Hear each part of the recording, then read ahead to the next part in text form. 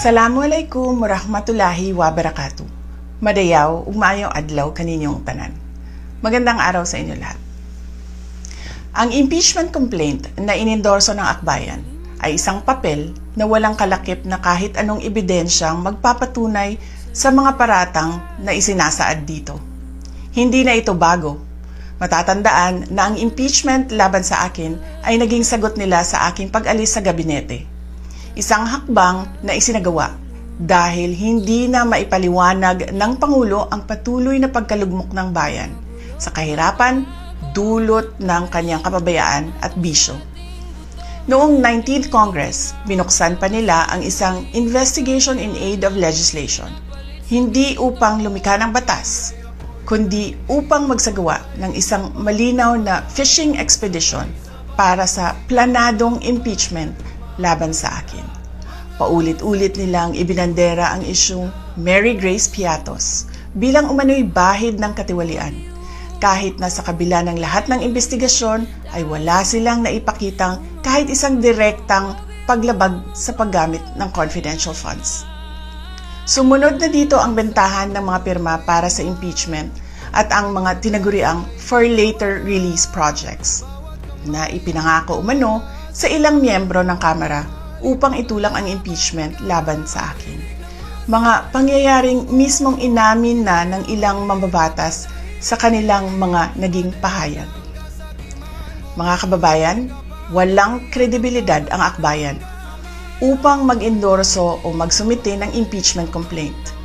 Ilang ulit ng hayagang ipinahayag ng kanilang pinuno ang kanyang intensyong tumakbo sa pagkapangulo.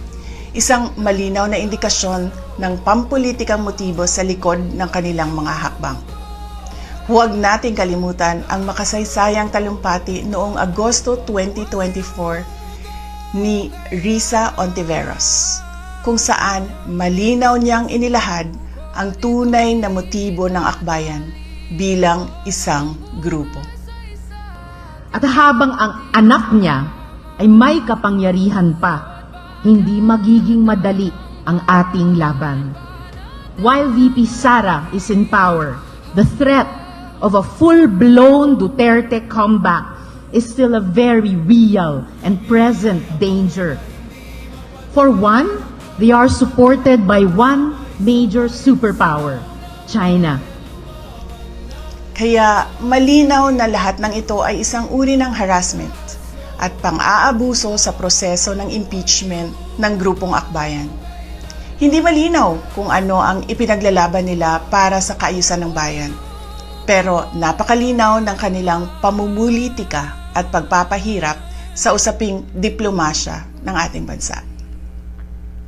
Sa huli, ang tunay na laban ay hindi lamang laban ng iisang tao o iisang grupo. Ito ay laban para sa katotohanan at sa dangal ng ating bansa. Naway magsilbi itong paalala sa ating lahat na ang kapangyarihan ng impeachment ay hindi dapat ginagawang sandata ng politika, kundi isang banal na proseso para sa hustisya at pananagutan. Sapagkat kapag nanaig ang abuso, ang tunay na talunan ay ang sambayanang Pilipino. Syukran.